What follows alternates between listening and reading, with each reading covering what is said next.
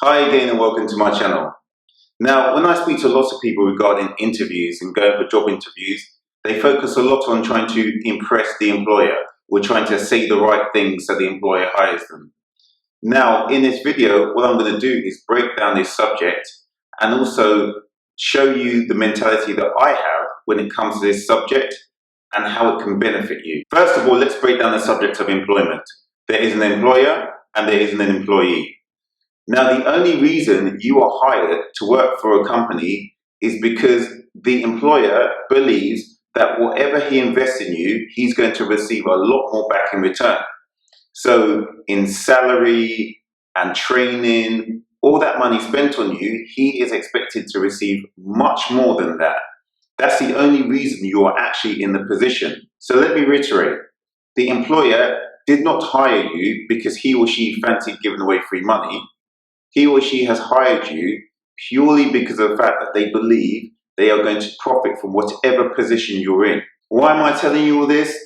It's because having this knowledge is going to be very important for you when you go into an interview and when you try to get a position. The first thing you should start doing is not call it an interview. It is a business meeting. The reason why it's a business meeting is because both parties can gain from coming together. So, you getting the position will mean that the company should profit from whatever you're doing and you will receive a salary in return. So both parties are gaining from this agreement together. So put yourself on the same level playing field as whoever you're speaking to in this meeting. Remember, you have a worth. Remember, you have a skill. The reason you're sitting there is because someone is considering taking your skill on. So you know how good you are and you know your capabilities. So you also know that the reason you're there is because someone wants to profit from your capabilities. So use that to your advantage. Don't just sit there and allow yourself to be questioned. You should be asking the question. You should be sitting there thinking, what is this company going to bring to me? How is this going to improve me? How is this going to change my life for the better? Does it have a place in my life? These are the questions you should be asking. So you ask the correct questions to the company because you are also questioning the company to see if they're your fit, if they work for you. You see, employers are clever. They know society has made it that the employer is the one that has the advantage. So whenever anyone is going for these business meetings, they automatically sit and think that they are on the back foot and it's them who are trying to win over the employer. But it's not the case at all.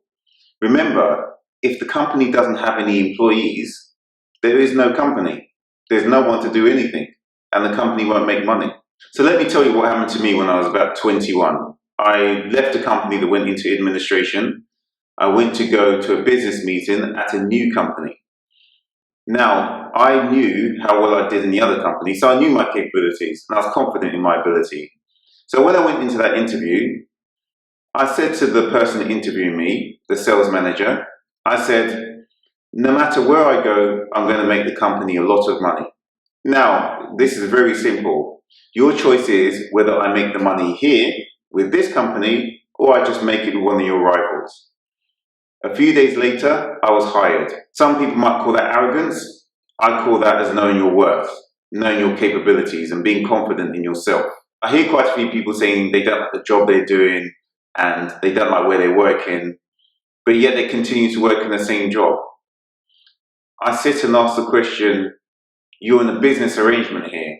So why would you make money for someone that you don't like? Or for a company you don't like? Why would you remain in a business arrangement that you're not happy with when you have all the capabilities and you have options? Because if you're that good, anyone will hire you. In one of my other videos, which I'll put the link in the description box, I spoke about assets and liabilities.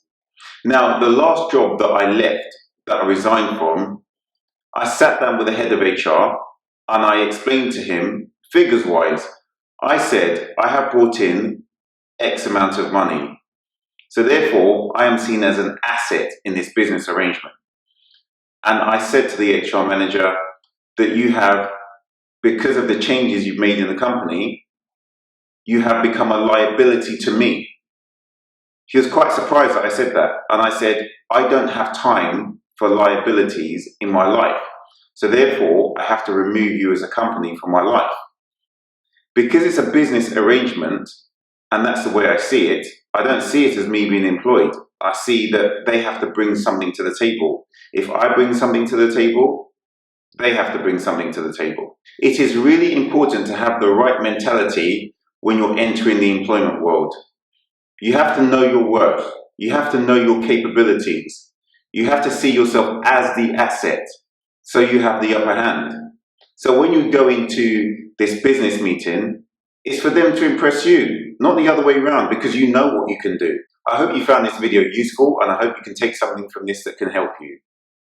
Please like, share, and please remember to subscribe. Put any comments that you want in the comment box and I'll try to respond to them all. Thank you for watching and have a great day.